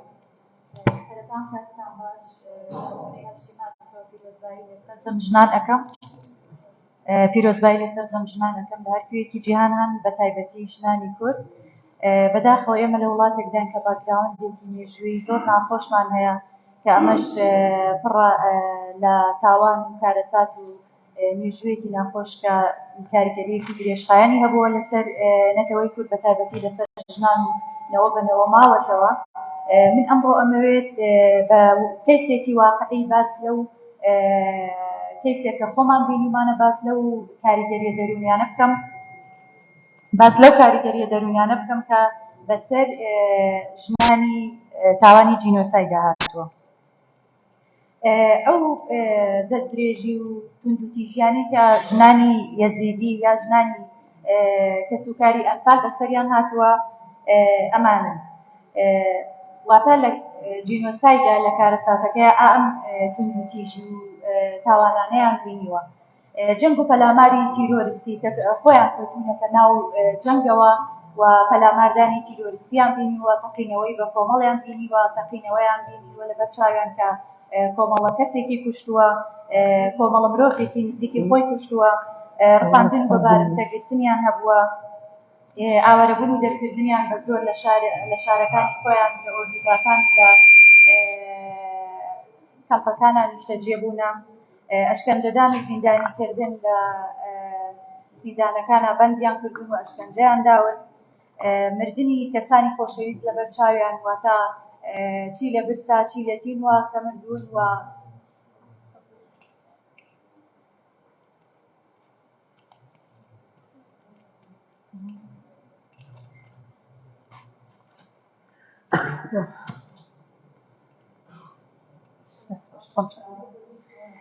و بەبەر چاویانەوە کەسوکاریان قەتڵ و عام کراوە و کوژراون شاید حاڵی ڕووداوی زۆر دڵخەزێن و زۆر ڕووداوی ناخۆش بوونە بەبەر چاویانەوە کەسوکاریان سەر بڕدراوە و هەندێک لەوانە بەبەر چاویانەوە قاچی کەسوکاریان شکێنراوە یا دەستیان شکێنراوە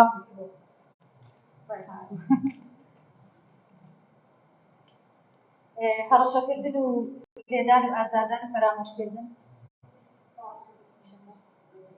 بە زۆردین گۆڕین بە تایبەتی لە لای کەیسی یەزیدی کە داعشەکان بە زۆر دینیان پێگۆڕی و شایەتمانیان پێ هێناون هەرچەندە ئەوان ئەڵێن ئێمە ڕاست ئەوان بە زۆر دینیان پێگۆڕین بەڵام لە ناخەوە هەر لەسەر دینی خۆمان بەردەوام بووینە و بە کەنیزەیان کردوون زۆرێک لەوانە لە ماڵەکانیانە ئافرەتە یەزیدیەکانیان بە کەنیزە کردووە بە زۆر هاوسەرگیریان لەگەڵ کردوون و بردننی ماڵ و سامانیان بە زۆر و لێکردنەوەی ئاکون و پارەکانیان و بردنیان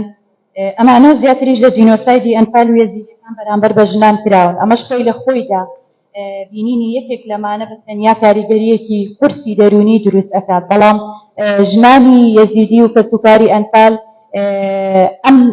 زنجیرە توندوتیژی و تاوانەی کە باسم کرد هەمویان بەسەر یەکەوە و دوا بە دوای یەک بەسەریان داهاتووە کە ئەمەش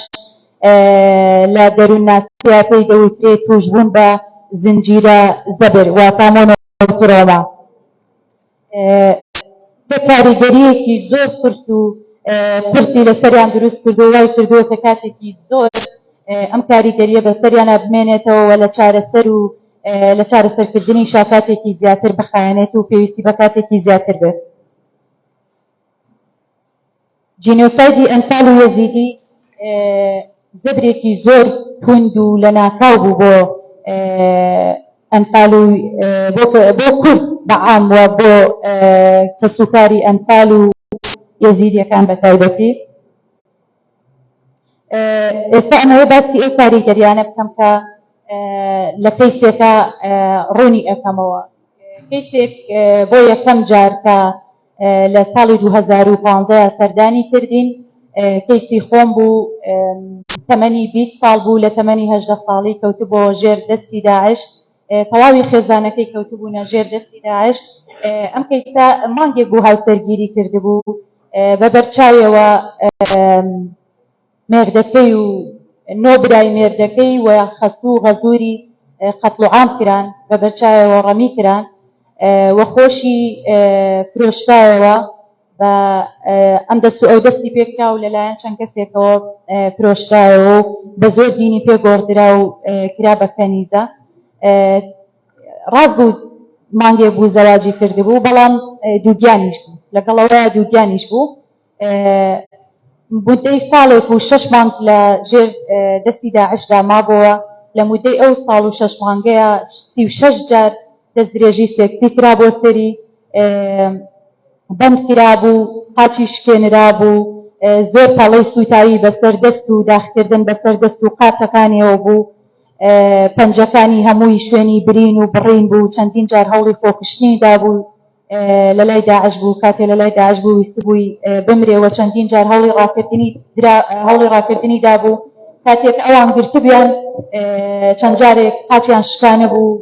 دواتر تیماریان کردبوو بەڵام ئەم کەسە هەر کۆڵی نەدابوو لەوەی کە لە ژێر دەستیان ڕزگاری بێت دوای ئەوەی منداڵەکەی لەوێ لەدایک ئەبێت مدەی 6 مانگ لەوێ لای داعشێک لە لای ئەمیرێکی داعش ئەمێنێتەوە مناڵەکەی بەخێو ئەکات بەڵام دواتر لە ڕێگەی ژنێکەوە هاوکاری ئەکرێت و ڕزگاری ئەبێت ڕائەکات ئەچێت بۆ ڕۆژ ئاوا دواتر ئەگاتەوە بە کەسوکاری خۆی ماڵی دایکی خۆی کە ئەوان نەکەوتونەتە ژێر دەستی داعش لە دهۆک لە یەکێک لە کەمپەکانی دهۆک نیشتەجێ بوونە ئەو کەیسە بەبوونی ئەم نیشانانە سەردانی ئێمەی کرد بۆ چارەسەری ئێمە کلینیکێکمانەیە لە چەمچەماڵ بە ناوی کلینیکی ڕاهێنانەوەی ژنان بۆ کەیسی یەزیدیە بۆ ژنانی یەزیدی کە دەستگای ژیان بۆ مافەکانی مرۆڤ سەرپەرشتی ئەکات بەبوونی ئەم نیشانانە سەردانی کردین کاتێکە هات ئەم ژنە زۆر هەستێکی سڕی هەبوو هیچ ڕووناکیەک بە دەموچایەوە دیار نەبوو لەبەرەوەی لە کاتی خۆیان نەیتوانی بوو تەنانەت پرسەش بگێڕێ بۆ ئەو هەموو کەسە خۆشەویستەی کە بە بەرچاویەوە گیانیان سپارد و بە بەرچاویەوە کوژران بە بەردەوامی فلاشباکی هەبوو ئەو یادەوەریانەی ئەو حەدەسانەی کە لەو کاتەیە لەژێر دەستی داعشا لە مودەی ئەو ساڵ و 6 مانگەیە بینی بووی بە بەردەوامی بیری ئەکەوتەوە لە ڕێگەی خەوە ناخۆشەکانیەوە لە ڕێگەی فلاشباکەوە تا چەخماخە چییە؟ چەخماخە لە ڕێگەی هەر پێنج هەستەوە کاتێک کە تریگەرێک بۆ ئەو کەسە دێت بەبینینی وێنەیەک بۆنێک تامێک کە شتێکی بیر ئەخاتەوە کە لە لای داعش بۆ نمونە زۆر خواردنی مەحتەرۆنیان خواردبوو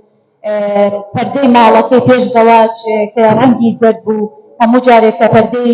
یەکێک لە ژوورەکانی ئەوێ زەرد بوو ئەیبینی ئەیوت ڕێک ماڵەکەی خۆی بەبیر ئەهاتەوە بۆیە تووشی دابڕان لە واقع بوو لە واقعدا ئەبڕا و تووشی جۆرێک لە بورانە ئەبوو کە لە دەروونناسیە پێی ئەڵێن دابڕان لە واقع و لە خەوە ناخۆشەکانیان بەردەوام حەدەسەکان کە لە لای داعش بینی بووی هەمووی خەوی پێوە ئەبینی و بە بەردەوامی باسی ئەکرد ئەمەش کاتێ بەیانی هەڵ ئەسا لە خەو ئەوێت وەکو ئەوە هیچ نەخەوتبوو چونکە خەوی زۆر ناخۆشم بینیوە بە بەردەوامی خۆی بە دوور ئەگرت لە واقع خۆی لە ڕاستیەکان بە دوور ئەگرت هەر شتێک کە یادەوەریەکانی بیر بهێنایەتەوە خۆی لێ بە دوور ئەگرت ئەم خۆ بە دوورگرتنەش لە دوو ڕێگەوە ئەبێت یەکێکیان ناوەکیە کە لە ڕێگەی بیرەکانی خۆیەتی و یەکێکیشیان دەرەکیە کە لە ڕێگەی بینینی هەر شتێک کە ئاو حەدەسانەی بیر ئەخاتەوە بۆ نمونە جارێکیان من خۆم بردم بۆ بازاڕ بۆی کەلوپەلی پێداویستی خۆی بۆ بکڕم ژنێکی عەرەبی سەلەفی بینی کە داپۆشراو بوو یەکسەر ئەو ئافرەتە بورایەوە یعنی بۆ ئەوەی خۆی لەو بابەتە لا بدات ڕوبەڕووی بابەتەکە نەبووە بۆیە یەکسەر بورایەوە و جۆرە بورانەوەی کە لە واقع دابڕا بۆ ئەو بابەتەش ئێمە تەکنیکێکی تایبەتی خۆمان هەیە بۆ ئەوەی کە بە ئاگای بهێنینەوە ناو واقع و پێی بڵێن کە ئەوە لە ڕابردووە ڕوویداوە دوای ئەوەی کە هێنامەوە ناو واقع پێم وت کە بۆچی وات بەسەر هات وتی ئەو ژنانەی بیرخستمەوە کە لە ناو داعش بینیومانە و ژنی ئەمیرەکانی داعش و کە زۆمی زۆریان بەرامبەر کردین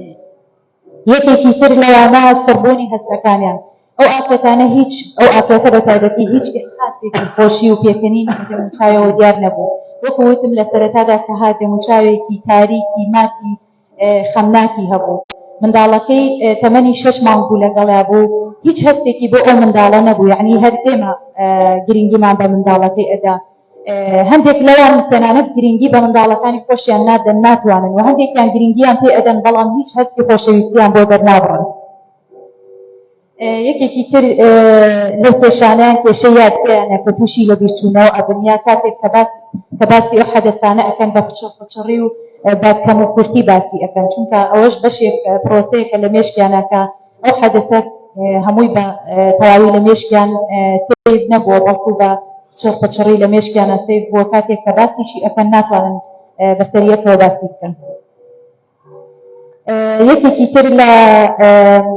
لەو کاریگەریانە هۆرمۆنی ئەدرنالینە کە تایبەتە بە هۆرمۆنی فشار لەلای ئەمان زێدە چالاک ئەبێت بۆیە بە بەردەوامی ئەمان زێدە چالاکن بۆ هەر کاردانەوەی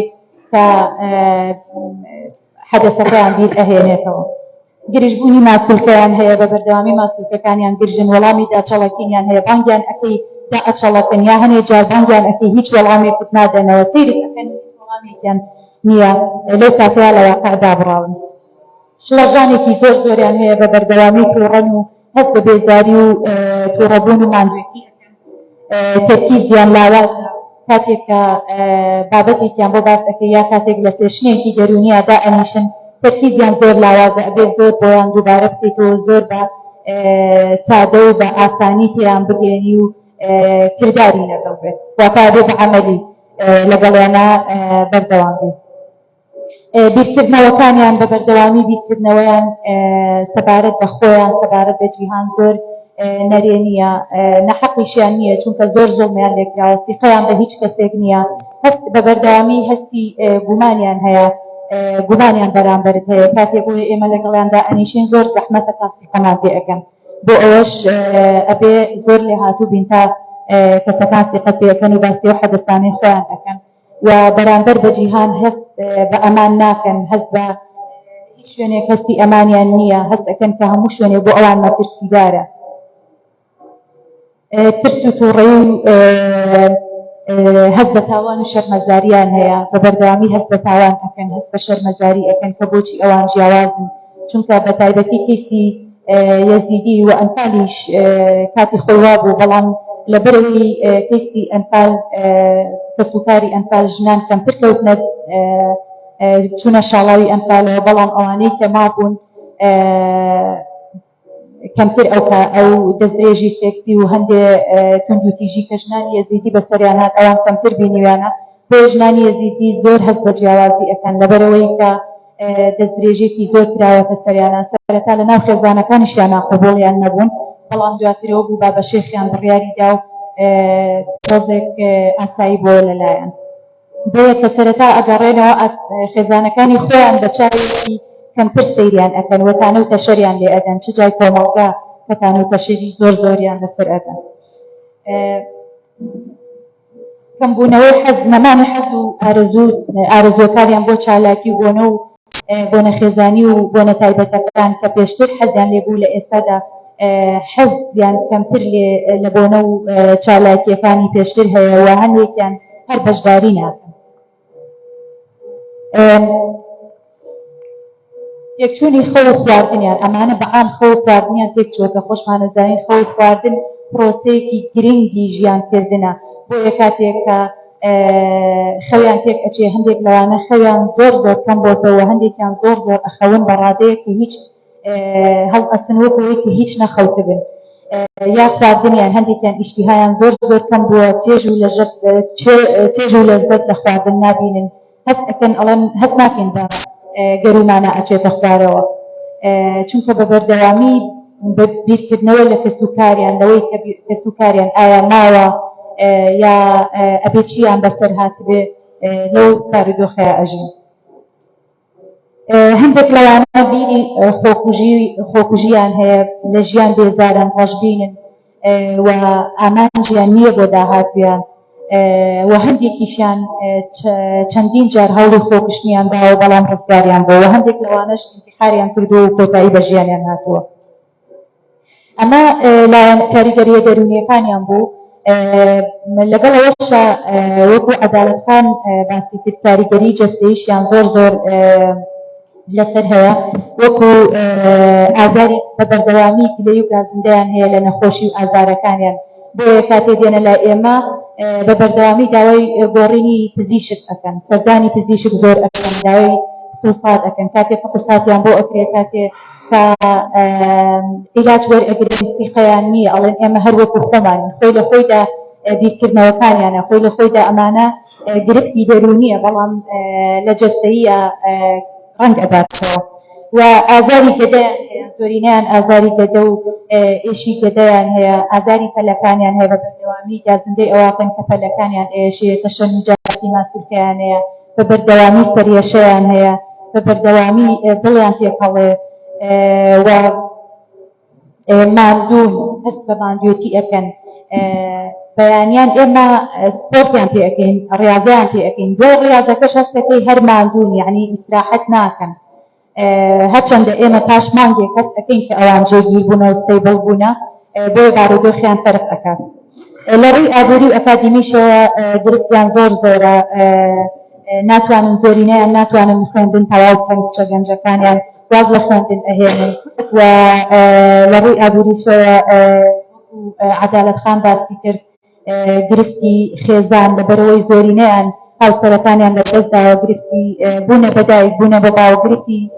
خێزانەکە هەمووی ئەمان کردوانەتە سەرشانی خۆیان پێویستە بژێوی منداڵەکانیان دابین بکەن بۆیە ئەرکێکی زۆر قورسیان لە سەرشانەوە تا ئێستاش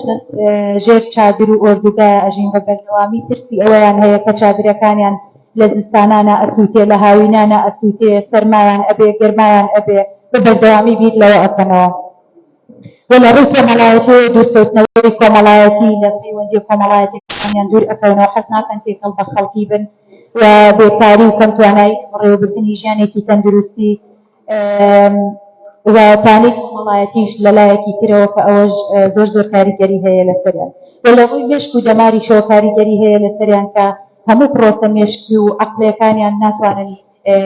وەکو کەسێکی ئاسایی بەڕێوە ببن ئەمانە ئەو کاریگەریانە بوون کە لەو کەیسانەی ڕزگاربوانی ئەنفال و تاوانی جینۆسایدی یەزیدیەکاندا ڕوبەڕوویان بۆتەوە دەستمەش خاتو ئەڤین سپاس بۆ خاتو ئەڤین و بۆ باسکردنی بابەتەکە ئێستا ئەچمڕای سرودخان بۆ پێشکەشکردنی بۆ بابەتی کامەڵە پانێڵەکە باس دەکە بۆە سرودخان پێکەوی لاز بێتی لە دانەشگای ئەو کارتان باش هیوادار باش بن پێویستەکە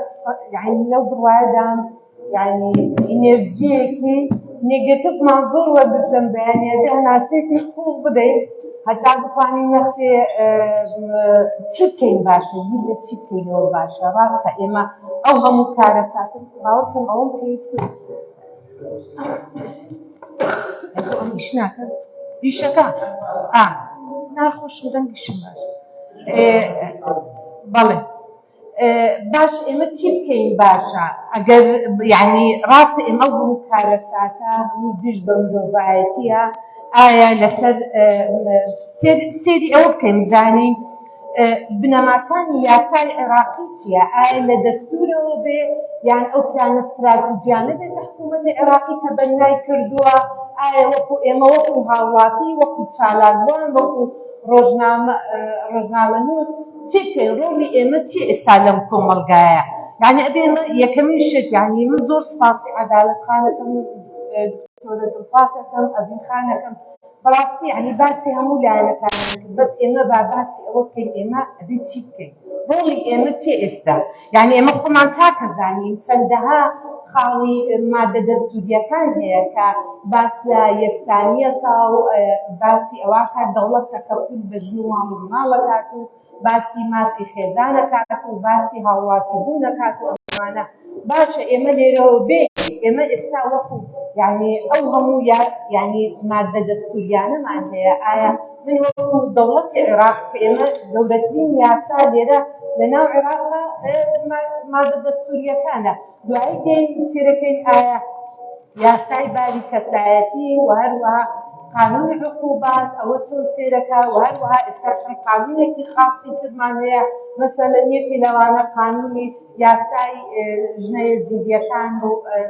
عەرەب و تورکمان و شەبەک و ئەوانەی ئەو کەمینانەی کە زەرەرمەند بوونە لێرە لە داعشدا ئێمە باسی قەزیەی جینۆساید دەکەین جینۆساید ڕاستە یعنی گۆڕی بە کۆمەڵ بووە ئەنفال بووە ئێستا بە نسبەتی یەزیدیەکان بە زۆرێکی تر بووە ئێمە کۆڵی یاسامان هەیە کە ئەو یاسایانە مەسەلەن یاسای ژنە یەزیدیەکانە کە خۆی لە 13 خاڵ گرتووە کە باسی هەموو لایەنێکەکە لەم 13 خاڵە بەس بەداخەوە دێنە سەر ئاستی جێبەجێی ئەم یاسایەوە هەروەها ئەو کەسانەی کە جێبەجێی ئەم یاسایەکەن چەند بڕوایان بە مافی ئەو ژنانە هەیە کە پێشێل کراوە چۆن بتوانن ئەو یاسایە جێبەجێ بکەن ئایا حکوومەت هیچ بودجەی هەیە کە ئەو یاسایە جێبەجێ بکات من ئەم بەیانەیە جۆم لە کەیسێکی ژنێکی یەزیدی بوو کە داعش بەکاری هێنا بوو و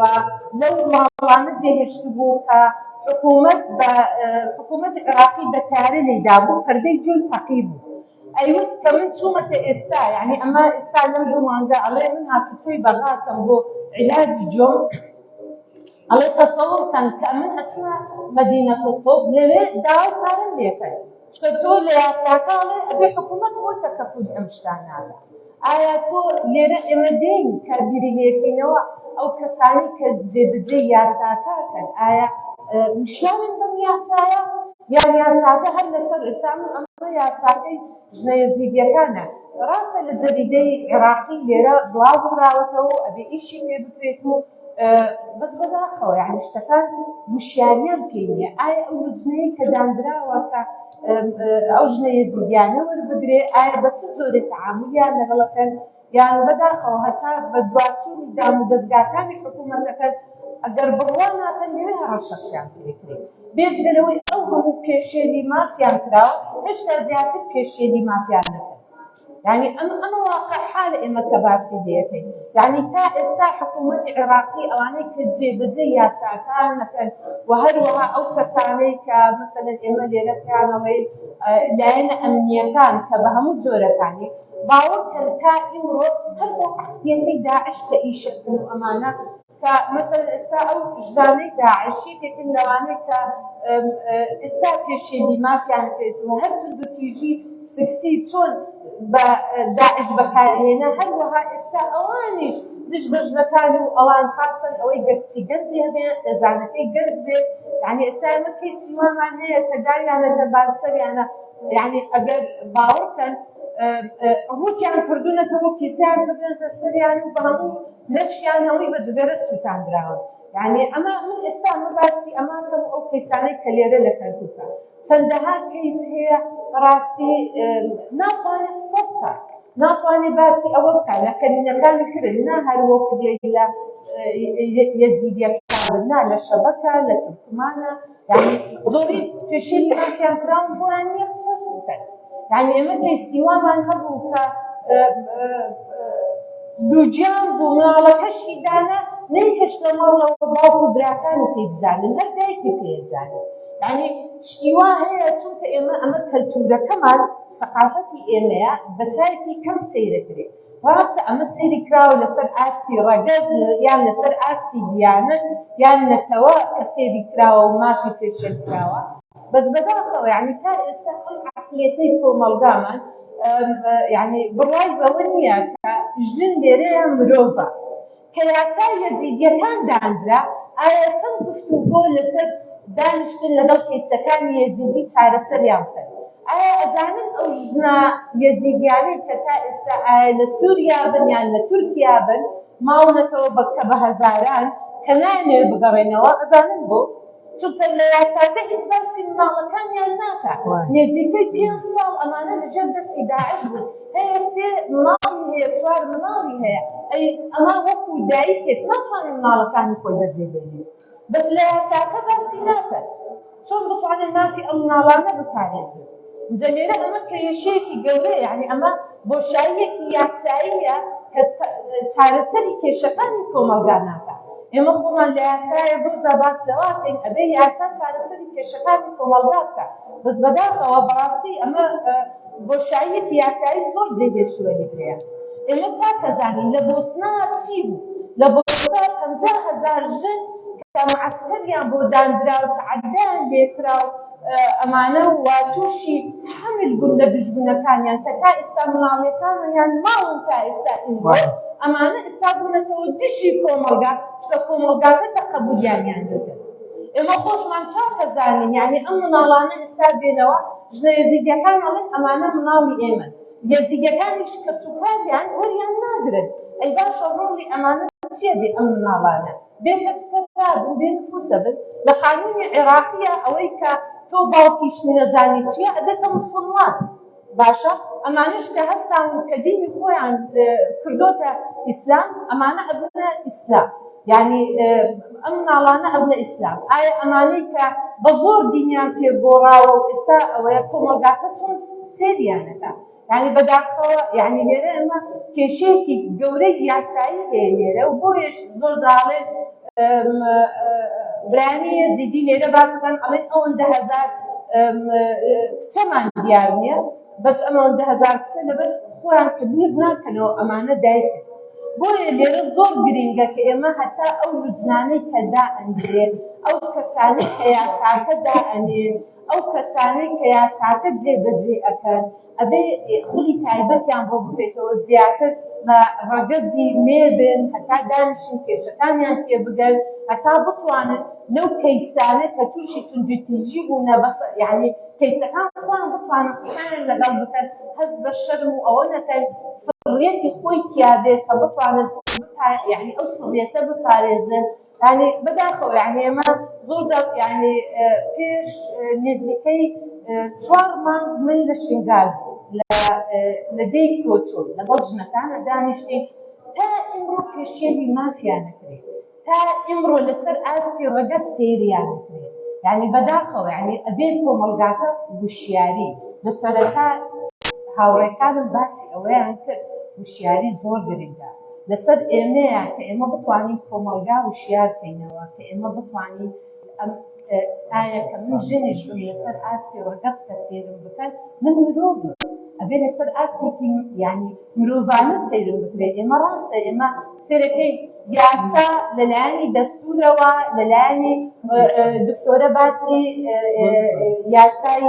13 کرد کە ئەمە حکوومەتی عێراقی پلان استراتیجی دووەمی بۆی هەیە کە داڕێژی کردووە بەس ئایا من ئەو پلانە چۆن بەجێتم کە من فلسێکم بۆی دانە نابێ بتوانم جێبەجێکەم ئەم یاسایە چۆن بەجێکەم کە من هیچ یعنی بودجەم بۆی دانە نابێ بەڕاستی ئەمە کێشەیەکی گەورەیە خەڵکم بۆی ڕانەهێنابێ هەتا بتوانێت لێرەیە کە هوشیار بێ یعنی ماوەی 5 ساڵە کە ئەم مثلەن کە ئەم کچە داعش ئەم کچە یەزیدیانە لەژێر دەستی داعشا بوونە ئایا بیریان نەکردەوە بەرپرسیارەتی حکوومەت یان ئەوانەی کە صاحب دەسەڵاتن من 5 ساڵە کچەکەم لەژێر دەستی ئەمانەیە ئەبێ چۆن بێ کاتی ژیانی بێکردنەوەی ڕەسەن ئەبێ بێتەوە ناو کۆمەڵگاڵێک خۆی وەکو ئەوان دیسان حاک بکات نا بەداخەوە یعنی بەڕاستی ئەمە زۆر زەحمەتە یعنی ئەگەر بیری لێ بکەنەوە کە لەگەڵیانە دانیشی زۆر قورسە ئەڵێ من تەمەنای ئەواتم خۆم بکوژم بەس ناتوانم مناڵەکانی خۆم بەجێگەلێت هەیە 3 مناڵی هەیە ناتوانم مناڵەکەی خۆی بەجێگەلێت بۆیە لێرە ئەمە کێشەیەکی گەورەیە ئایا ئەمە یەزیدیەکان لێرە ئەمانە بە یەزیدی حسابەکەن خۆشوانەزانی دیانەتی یەزیدی ئەبێ لەسەر ئاستی خوێن بێ باوکەکەش یەزیدی بێ نەجا ئەبێتە یەزیدی بەس ئەمانە ئەڵێن مناڵی داعشن ئەمانە وەرناگرن دایکەکەش ناتوانێت ئەڵێ مناڵی منە جا لێرە ئەمە لێرە کێشەیەکی گەورە هەیە بەس من دیسان یعنی حکوومەتی عێراقی ئێستا ئێماڵێن دائیرەیەکی گەورەی هەیە ئەویش لە تابعی ئەمانەی عامەیە مەجلس الوزراء لە حکوومەتی اتحادیە کاڵەن دائرة تمكين المرأة لێرە ئەم دائیرەیە لێرە بەرپرسی خۆی هەیە لەسەر ئاسی مەسەلەن شاری کەرکووک شارەکانی تر ئایا ئەم دائیرەیە چەند ئاکتیڤە ڕاستی یعنی بیر لەوە بکەینەوە یعنی ئێمە ئێستا لەم شارەیە بەس داوای شەڵتەرێکەکەین کە شەڵتەرەکە بەس بەناو ئێستا بینایەکمان هەیە و چەندەها راپۆرت و ڕاگەیاندن کە پیرۆزباییان لە ئێمە کردو کە شەڵتەرێک کرایەوە بۆ ئەو ژنانە بەس بەداخەوە شەڵتەرەکە هەر شکلیە نە تا ئێستا ستافێکی بۆ دانراوە نە تا ئێستا بودجەیەکی بۆ دانراوە نە تا ئێستا ئەساسێکی وەکو ئەوەی بۆ دانراوە هەر هەیکلێکە و دانراوە شتەکانمان زیاتر بۆ ڕاگەیاندنە نەوەکو ئەوەی بتوانین کێشەکان چارەسەر بکەین دکتۆرە باسی لێبوردنی کرد ئایا ئێمە وەکو حکوومەت خۆمان چاکەزانین حکوومەت ئێستا ئەوەی خەریکی گەڵبەڵی و ئەمانەی ئەمەش هەموو ڕەنگی داوەتەوە سەر ئەو کێشانەی لەناو کۆمەلگا هەیە کارە ساتەی لە دوای داعشا بەجێهێشت ئەو ڕەنگدانەوەی گەڵبەڵی و ئەمانە و هەروەها عەقلیەتی داعش ئێستا هەر ئەوە نییە کە ئەوەی کە داعش بوو بیرۆکەی داعش بوو نە ئێستا خۆیان ئەو بەرپرسانە خۆیان صاحبی ئەو عەقلیەتەن کە ئێستا وای لێ هاتووە عینەن ئەو ڕەوشتارەی کە داعش ئەیکرد ئەوان ئێستا ئەیکەنەوە لەناو کۆمەلگا و هەروەها توندوتیژی سکسی لێرە بەکاردێنن بەرامبەر بە ئەو کەس و کارانەی کە داعش ئێستا ئێمە باسی زەمینەیەکی تازاکەین باسی ئەوڵاتێن چۆن بتوانین ژینگەی مافی مرۆڤ لێرە بڕوخسێنین ئێمە ئەو ژینگەیە باشە من ئەوە یاسام هەیە ئەگەر حکوومەت یان ئەوانەی کە یاساکە جێبەجێکەم بڕوایان بۆ یاسایە نەبێ عەقلیەتیان تا ئێستا عەقلیەتی داعش بێ تا ئێستا ئێمە مەسەلەن ڕێژەی ژنان لەناو پۆلیسدا چەنە یعنی بەڕاستی ئەمە کێشەیەکی گەورەیە چەند دیراساتێک کراوە چەند داتا کراوەەوە ئێمە تا ئێستا خۆمان ناتوانین باسی داتاکانی خۆشمان بکەین کە هەمانە لە لامانە کە سێ قاتی ئەوەی کە لە لای حکوومەتە اینجا لێرە ئەمە کارەساتێکی گەورەیە یعنی هەتا باسی داتاکانی خۆشمان بکەین تووشی هەڵەشار بینەوە بۆیە ئێمە یعنی هیوادارم ئایا ئەوەی لەسەر ئاستی ئەکادمیە لەسەر ئاستی بەرپرسەکانن بتوانین لێرە چەند دیراساتێکی ئەکادمی بکرێ هەتا بتوانین ئەم یعنی ئەم دیراساتانە بکرێتە بەرنامە و هەروەها بکرێتە سیاسەت و ئیشی پێ بکرێت بەڕاستی یعنی من نامەوێت بچمە ناو ناخی هەموو شتەکانە شتەکان زۆر زۆرە یعنی بەسیترین شت کە ئێمە باسی بکەین یاسای ژنە یەزیدیەکانە ئێمە لە 2017 کە باس لەوە کرا کە عێراق داعشی تیا نەما وانە باشە یاسای یەزیدیەکان لە ساڵی چەندە لە 21 وەکو ڕۆژێکی وەکو ئیمڕۆ بوو یعنی 8 مارسی 2021 بوو يعني بس ئەم یاسایە تا ئێستا یعنی تا ئێستا جێبەجێ نەکراوە يعني گەخانێکی تیا جێبەجێکراوێ سیانزە خاڵە يعني 12 خاڵەکەی تیا جێبەجێ نەکراوە بۆیە بێ بتوانین ئێمە زەقت لەسەر ئەو دام و دەستگایانەی حکوومەت بکەین لەسەر ئاستی وشیاری لەسەر ئاستی ئێمە بتوانین ڕەسدی و تەوسیقی ئەو حاڵەکانە بکەین کە ئەوانەی پێشێلی مافەکانەکەین لە ناو دام و دەستگاکانە هەتا بتوانین لەگەڵ ڕاگەیاندنە زەقت لەسەر ئەم بوارە بکەین و خەڵک زیاتر وشاردنەوە نامەوێت زیاد درێژە بەمانە بدەم ئەگەر پرسیارێک شتانیە ئەتوانین زیاتر بچینە قولایی بابەتەکانەوە تا بەڵێ سپاس دەست خۆشترخان ئەسە بەردەی پرسیار ئەکەینەوە هەر کەسێک پرسیارێکی هەیە لە ماوەی خولەکێک بۆ خولەکوونیەک